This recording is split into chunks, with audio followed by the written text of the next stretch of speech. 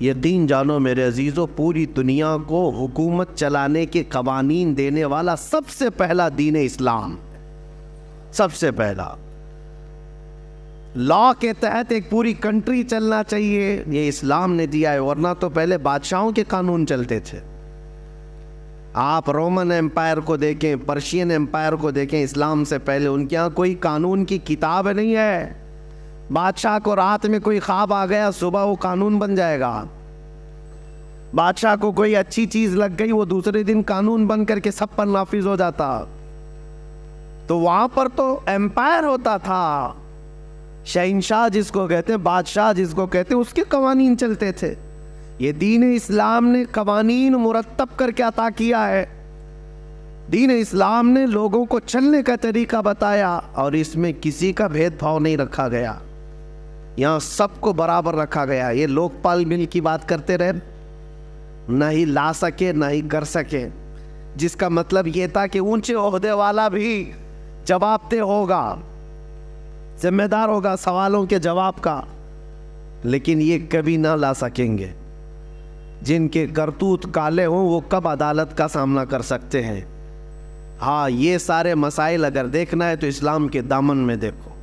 سیدنا عمر فاروق رضی اللہ تعالیٰ عنہ مسجد میں کھڑے ہیں، مسجد نبوی میں، اور عین خطبے کے دوران آپ نے پوچھا کسی کو کوئی سوال ہے؟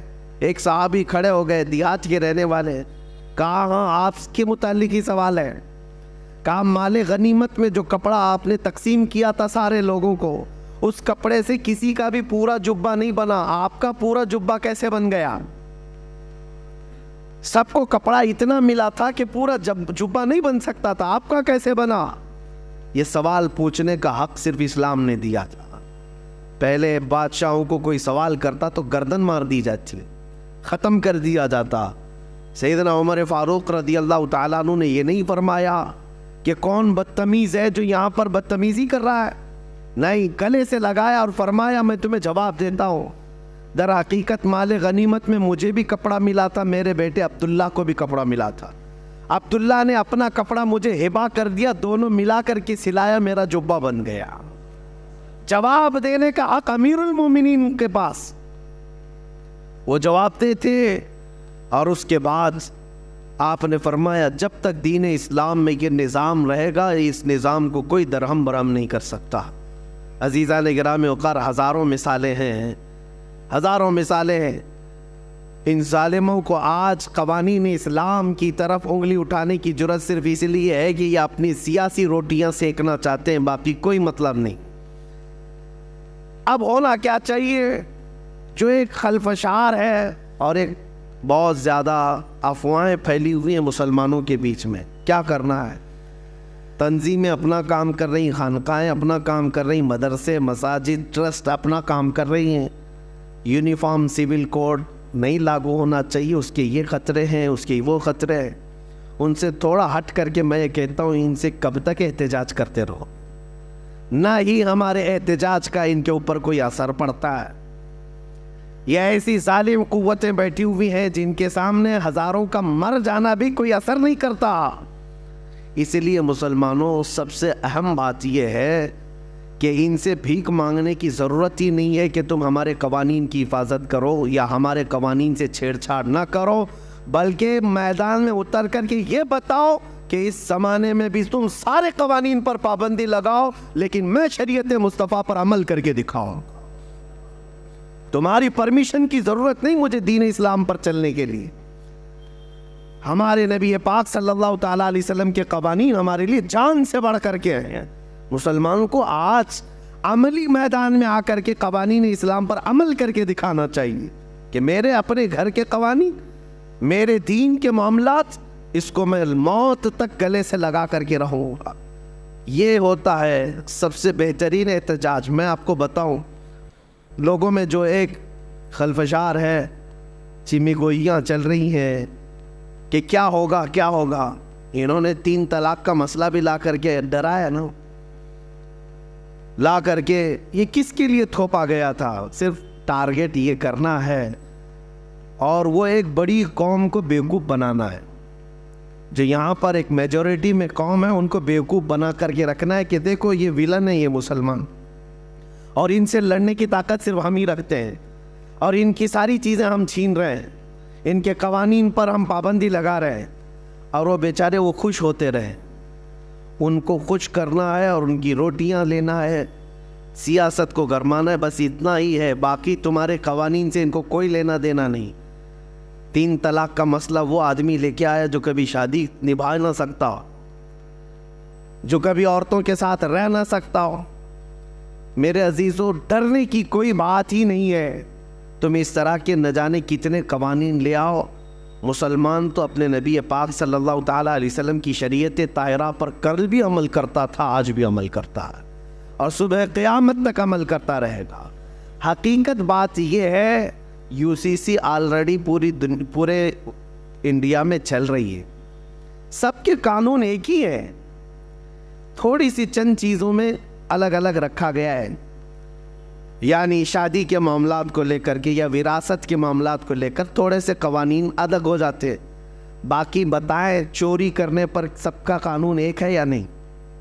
مرڈر کرے تو سب کا قانون ایک ہی ہے، کرائم میں سب کے قانون ایک ہی ہیں، سول کوڈ ہی ہے، سب ایک ہی قانون پر عمل ہو رہا ہے پورے ہندوستان میں۔ ایسا نہیں ہے کہ ہندو قتل کرے گا یا مسلمان قتل کرے گا تو اس کے لیے لاء کی کتاب میں الگ الگ جرمانے، الگ الگ سزائیں نہیں ہے، ایک ہی سزا ہے، سب کی ایک ہی سزا ہے۔ ہاں بس میرج ایکٹ الگ اور وراثت کے معاملات الگ بنائے گئے ہیں، اس کو تم ختم کرنا چاہتے ہو۔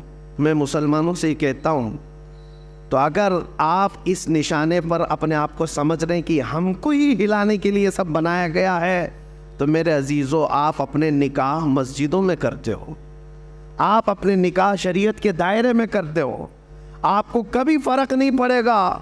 آپ اپنے گھر کے مسائل مسجدوں سے حل کرتے ہو، علماء دین سے مسائل پوچھتے ہو، تو کبھی ان قوانین کے 1000 لاگو ہونے پر بھی آپ پر فرق نہیں پڑے گا، آپ پر فرق نہیں پڑے گا۔ اسی لیے میں یہ کہتا ہوں کہ ان تمام مسائل پر احتجاج کرنے کی ضرورت نہیں، بہت زیادہ ایگریسو ہونے کی ضرورت نہیں، ورنہ ظالم کتا یہی انتظار میں ہے کہ مسلمان کب بھڑکیں گے، کب بدکیں گے، اب کب سڑکوں پر آئیں گے، کب یہ توڑ پھوڑ کریں گے اور ہم دوسروں کو ڈرائیں گے کہ یہ دیکھو ایسی وحشی قوم ہے۔ یہ اسی طرح کی کئی حرکتوں سے ہمیں لے جایا جا رہا ہے، لیکن اس کا بہترین علاج یہی ہے کہ جب جب تم میرے مصطفیٰ کریم صلی اللہ علیہ وسلم کے کسی قانون کی طرف انگلی اٹھاؤ گے، سارے مسلمان ان قوانین پر سختی سے عمل کر کے دکھائیں گے کہ عمل کرنا تو ہماری زندگی میں ہے، ہماری زندگی میں۔ ہم لاء کے خلاف نہیں بول رہے، جو ہندوستان کے قوانین ہیں ان سب پر ہم عمل کر رہے ہیں، لیکن میری نماز کے متعلق، میرے قرآن کے متعلق، میرے دین کے متعلق جو ہوگا وہ اسلام میں جو ہے اسی پر عمل کیا جائے گا۔ کوئی ایسا آدمی مجھے نماز سکھانے نہیں آ سکتا جس کو پیشاب کرنے کا سلیقہ نہ ہو۔ بہرحال تمہارا دین کمپلیٹ ہے، کامل ہے، اکمل ہے، اور اس سے بہترین دین ہے ہی نہیں۔ اس بات کا یقین لے کر کے چلو۔ میں ان سے کہتا ہوں، ذرا جھانک کر کے دیکھتے تاریخ کے اوراق میں اسلام نے جو عدل و مساوات پوری دنیا میں قائم کی ہے، وہ غیروں کی کتابوں سے اگر میں آپ کو بتاؤں، اپنوں کی نہیں، غیروں کی لکھی ہوئی کتابیں، ان کو آج تک جو بھیک مانگتے ہوئے کسان ان کے پاس قانون کے لیے آئے، انصاف دینے کی نوبت نہ آ سکی، جو کھلاڑی وہاں پر ان سے انصاف مانگتے رہے، انصاف دے نہ سکے، پورے لوگ سڑکوں پر رہے، انصاف دے نہ سکے، اور پارلیمنٹ میں بیٹھ کر کے اگر قوانین اسلام کو نشانہ بنانے کی کوشش کرتے ہیں تو میں دعوت دیتا ہوں، آؤ دیکھو دین اسلام۔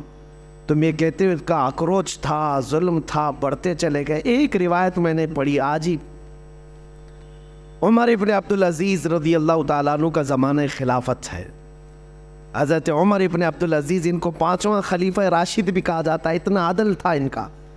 ان کے زمانے میں سمرقند، جو آج ازبکستان وغیرہ رشیا کے علاقوں میں آتا ہے، سمرقند پر اسلامی فوج نے حملہ کیا اور پورے سمرقند کو فتح کر کے اپنا جھنڈا پھیلا دیا.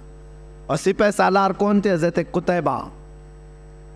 اور جیسے ہی سمرقند فتح ہو گیا، اعلان ہو گیا کہ یہاں پر مسلمانوں کی حکومت ہے اب، تو لوگ دوسرے دن صبح اٹھے اور ان کو ایسا لگا کہ یہ اچانک ہو گیا ہے. تو وہاں پرانا چرچ تھا، وہاں ایک پادری رہتا تھا. اس نے کہا یہ کیسے؟ ہم نے سنا ہے مسلمان اس طرح سے اچانک نہیں کرتے، لیکن 50,000 کی فوج قتیبہ کے ساتھ ہے، کون مقابلہ کرتا؟ اس عیسائی نے اپنے چند ساتھیوں سے مشورہ کیا کہ یہ ایسا مناسب نہیں ہے، ہم ان کے خلیفہ کے پاس جاتے ہیں. تو وہ ملک شام آیا چند ساتھیوں کو لے کر کے. دمشق میں عمر ابن عبدالعزیز اس وقت رہا کرتے تھے. جب دمشق آئے تو اس عیسائی نے لوگوں سے پتہ پوچھا کہ خلیفہ وقت کہاں ہے. لوگوں نے جو اشارہ دیا، پتہ بتایا، اس پتے پر آ کر کے دیکھا تو ایک چھپر کا گھر ہے اور ایک دبلا پتلا آدمی کپڑے سیتا ہوا بیٹھا ہے. یہ عیسائی پادری قریب آیا اور اس نے کہا انہوں نے دھوکہ دیا مجھے. پلٹ کر کے پھر کہنے لگا میں مسلمانوں کے خلیفہ کے پاس آنا چاہتا ہوں. تو ایک بوڑھے شخص نے کہا وہ جو کپڑے سل رہا ہے وہی خلیفہ ہے، وہی ہے جس کا رعب و دبدبہ اتنا تھا عمر ابن عبدالعزیز کا. اللہ اکبر. آپ تاریخ پڑھیں، عمر ابن عبدالعزیز کے زمانے میں 200 کلومیٹر دور بھی اگر کوئی بیٹھا ہوا ہے تو نا انصافی کرنے سے گھبراتا تھا، ڈرتا تھا کہ عمر ابن عبدالعزیز کا دور چل رہا ہے. اور اس خلیفہ کا وقت یہ ہے کہ ایک چھپر کے گھر کے نیچے بیٹھے ہوئے کپڑے سل رہا ہے. اس عیسائی پادری نے سوچا کہ ان سے مجھے کیا انصاف ملے گا. 50,000 کی فوج لے کر کے جو سپہ سالار میرے شہر پر حملہ آور ہوا ہے اس کے بارے میں کیا بتاؤں گا. کہا کہ پھر بھی کہہ دیتا ہوں. عمر ابن عبدالعزیز کے پاس آیا اور کہا میں سمرقند سے آیا ہوں، میری ایک شکایت ہے. کہا بتاؤ کیا ہے. کہا کہ آپ کا ایک سپہ سالار تقریباً 50,000 کی فوج لے کر کے آیا ہے، آس پاس کے علاقے فتح کرتے ہوئے اچانک رات کو ہمارے شہر پر حملہ کیا اور دوسرے دن فتح کا اعلان کر دیا. کہا کیا چاہتے کیا ہو. کہا میں نے سنا ہے کہ جب کبھی مسلمان فوجی جاتے ہیں کسی جگہ پر تو سب سے پہلے ان کو دعوت پیش کرتے ہیں عدل و مساوات کی، اسلام کی، امن کی. اور اگر وہ سامنے والے ماننے کو تیار نہیں اور جنگ کرنے پر تیار ہو تو جنگ کرتے ہیں اور اس کے بعد فتح کا اعلان کرتے ہیں. لیکن آپ کا سپہ سالار آیا، نہ اس نے ہم کو کسی چیز کی دعوت دی، نہ بلایا، نہ یہ ہمارا مقابلہ ہوا، راتوں رات فتح کر کے وہ اپنے جھنڈے گاڑ دیا. حضرت عمر ابن عبدالعزیز نے ایک خط نکالا، خط پر لکھا اور کہا کہ لے جاؤ قتیبہ کو دے دینا. اس خط میں لکھا ہوا تھا کہ ایک قاضی مقرر کیا جائے، فوراً ایک قاضی اسلام مقرر کیا جائے اور اس قاضی کے پاس یہ عیسائی اپنا مسئلہ رکھے گا اور قاضی جو فیصلہ کرے اس پر عمل کیا جائے. خط لے کر کے وہ عیسائی آیا، پادری ہے، عیسائی ہے. کہا کہ اس خط کو پتہ نہیں یہ لوگ پھاڑ کے پھینک دیں. لیکن جب قتیبہ کے پاس لا کر کے دیا تو اس کے ہاتھ کانپنے لگے سپہ سالار کے کہ عمر ابن عبدالعزیز کا خط آیا ہے. پڑھنے کے فوراً بعد قاضی کا انتخاب کرنے کا اعلان کیا کہ خلیفہ وقت کی طرف سے قاضی کے انتخاب کی بات آئی ہے. تو اس وقت قاضی کا انتخاب ایسا نہیں ہے کہ 4 لوگ بیٹھ کر کے کر دیتے. جو سب سے پرہیزگار ہوا کرتے، تہجد گزار ہوا کرتے اور علم میں سب سے زیادہ ہوا کرتے، وہ قاضی بننے کے منصب پر آتے. قاضی اسلام چن لیا گیا ایک عالم بعمل کو اور انہوں نے اپنی عدالت لگائی اور کہا کہ کیا مسئلہ ہے اس عیسائی پادری کا. اب وہ عیسائی جو پادری تھا اس نے رکھا کہ آپ کی طرف سے یہ جو فوج آئی یہ اچانک آئی، ہمیں موقع نہیں دیا گیا ہے. اور جبکہ اسلام کا ہم نے یہ سنا ہے کہ وہ جہاں جاتے ہیں پہلے دعوت پیش کرتے ہیں امن کی، مساوات کی، عدل کی، اور اگر سامنے والا جنگ کرنے پر تل جائے تو پھر جنگ کی جاتی ہے اور پھر حملہ میں اگر کامیاب ہو جائے تو فتح یاب سمجھا جاتا ہے.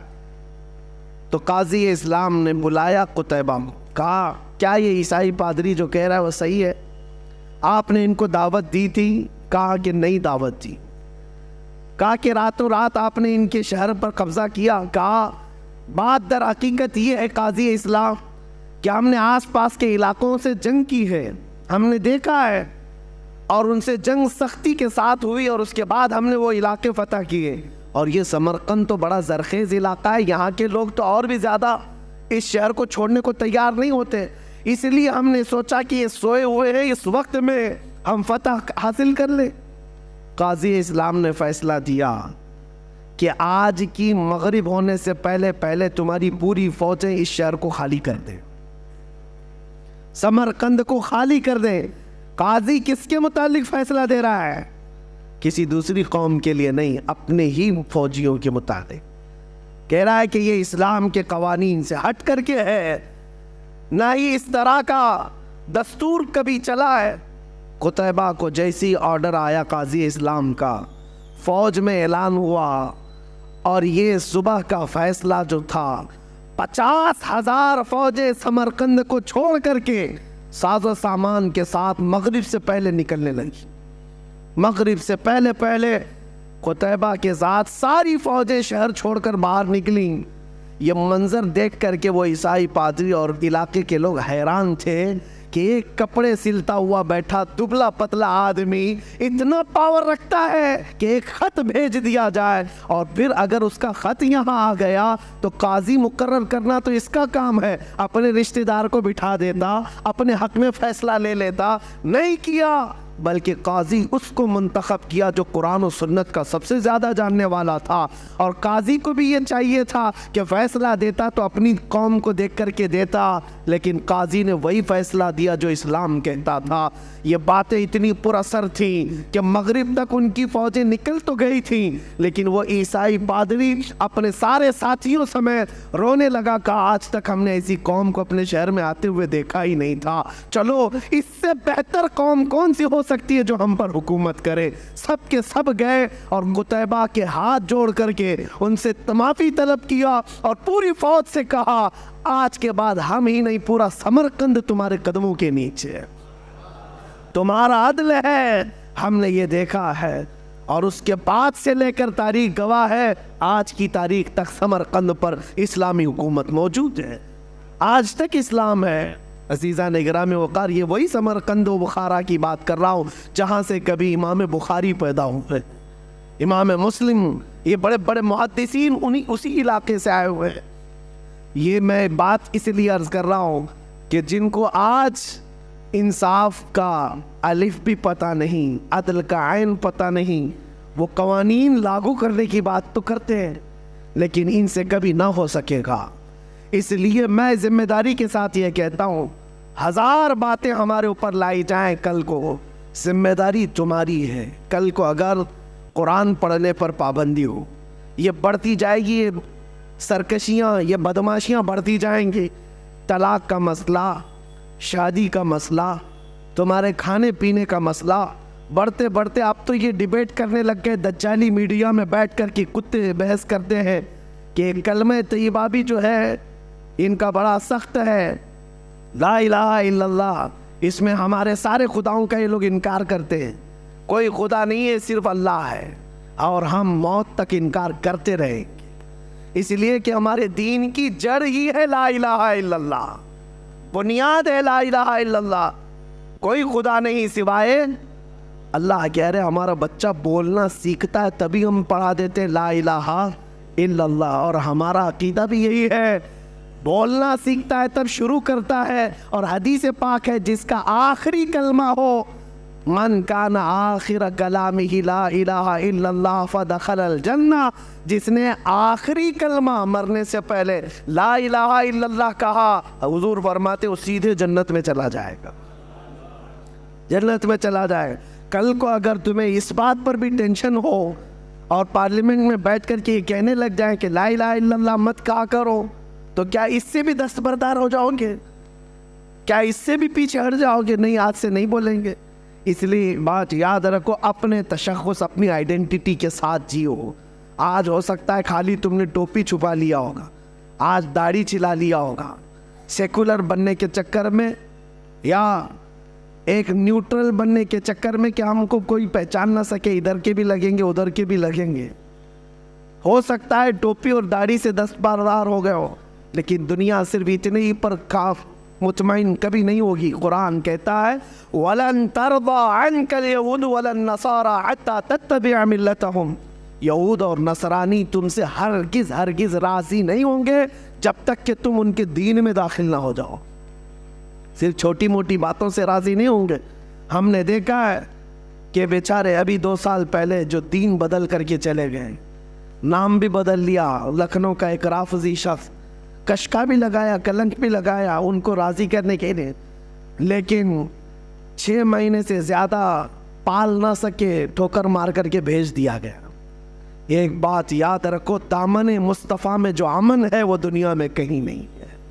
میرے مصطفیٰ کے قدموں میں جو عزت ہے وہ کہیں نہیں ہے۔ اسی لیے ہمیں ہمارے بزرگوں سے وابستہ ہو کر فخر سے یہ کہنا ہے، یا رسول اللہ خلق کے حاکم ہو تم، رزق کے قاسم ہو تم، جو ملا تم سے ملا، تم پہ کروڑوں درود، تم ہو حفیظ و مغیث، کیا ہے وہ دشمن خبیث، تم ہو تو پھر خوف کیا، تم پہ کروڑوں درود، کر کے تمہارے گناہ مانگے تمہاری پناہ، تم کہو دامن میں آ، تم پہ کروڑوں درود۔ ہمارے پاس جب اتنا مضبوط دروازہ میرے مصطفیٰ کا ہے تو پھر میں آپ سے یہ کہتا ہوں، پھر کہ گلی گلی تباہ، ٹھوکریں سب کی کھائی کیوں، دل کو جو عقل دے خدا تیری گلی سے جائے کیوں۔ بس ایک دربار مضبوطی سے تھامے رہے، جیسے بھی حالات آئیں، نیوٹرل اور سیکولر کا لفظ اپنی زندگی میں آنے نہ دے۔ میں دین اسلام پر کل بھی قائم تھا، آج بھی قائم ہوں، اور انشاءاللہ موت تک قائم رہوں گا۔ اسی پر اپنے بچوں کی تربیت بھی کریں، بچوں کی تربیت بھی اسی پر کریں۔ جن لوگوں کو یہ مسائل، یہ قوانین درپیش ہے، یہ وہ لوگ ہیں جنہوں نے اسلام کو حکم نہیں مانا، جنہوں نے شریعت مصطفیٰ کو حکم نہیں مانا، ان لوگوں کے لیے مسائل ہیں۔ طلاق تمہارے گھر میں ہوئی، اللہ 1000 بار نہ کرے، مسئلہ شریعت کا پوچھا، قرآن و حدیث سے اگر مسئلہ بتا دیا، سر جھکا کر عمل کر لیا تھا تو عافیت ہے، نہیں عمل کرنا تھا، تم نے اسلام کو حکم نہیں مانا، تو جاؤ پھر ہاتھ جوڑ کر کے کھڑے رہو، اور جہاں جیسا کہا جائے گا ویسے تمہیں عمل کرنا ہو۔ کل تمہاری نکاح ہونا ہے، شادی ہونی ہے، تم نے پوچھا کہ میرے مصطفیٰ کی قوانین اور شریعت کے مطابق مجھے بتایا جائے، ہم نے بتا دیا، تم نے ایکسیپٹ نہیں کیا، اسلام کو حکم نہیں تسلیم کیا، ان کے لیے یہ مسائل ہوں گے۔ اور جو دل و جان سے میرے آقا کے احکام کو حکم تسلیم کرتا ہے، اس کے لیے موت تک کبھی کوئی مسئلہ درپیش نہیں آئے گا، انشاءاللہ کبھی نہیں آئے گا۔ وراثت کے مسئلے میں جھگڑے کس کے ہوتے ہیں؟ 35 سال کورٹ میں کون لڑتا ہے؟ کون لڑتا ہے؟ یہ وہی لوگ لڑتے ہیں جن کو شریعت حکم نہیں مانتے، جو ورنہ تو فتویٰ جو ہے شریعت کا۔ وراثت کے بارے میں اگر آپ نے پوچھا، باپ کا انتقال ہوا، 2 بیٹیاں ہیں، 4 بیٹے ہیں، 1 بھائی 1 بہن ہے، فلاں لکھ کر کے بھیج دیا، اتنی جائیداد ہے۔ 1 دن کی بات ہے، زیادہ سے زیادہ 2 دن کی بات، دارالافتاء سے آپ کو قرآن اور حدیث کے دلائل کے ساتھ جواب آ جائے گا کہ بیٹیوں کا اتنا حق ہے، بیٹوں کا اتنا حق ہے، آپ کی یعنی جو انتقال کیا اس کی بیوی کا اتنا حق ہے، سب کا اتنا حق ہے۔ اگر آ گیا قرآن و حدیث آپ نے دیکھ لیا اور سر جھکا لیا، کہا یہ اللہ کا حکم ہے، میرے مصطفیٰ کا حکم ہے، تب تو کوئی ٹینشن ہی نہیں، تمہارا 2 دن میں مسئلہ حل ہوا۔ تم نے اس کو صرف نظر کر دیا، نہیں مجھے یہ نہیں ماننا ہے، تو جاؤ پھر کورٹ کچہری کے چکر 30 سال تک کاٹتے رہو۔ مسائل تو ان کے لیے ہے جنہوں نے قرآن و حدیث کو حکم نہیں مانا، ان کے لیے مسائل ہے، اور جو قرآن و حدیث کو دل و جان سے مانتا ہے، یہ 1000 کتے قانون بدلے، اس کے لیے کبھی کوئی مسئلہ پیش آئے گا ہی نہیں۔ قرآن اللہ کی کتاب کل بھی محفوظ تھی، آج بھی محفوظ ہے، میرے آقا کی حدیثیں محفوظ تھی، محفوظ ہے، انشاءاللہ قیامت تک رہیں گی۔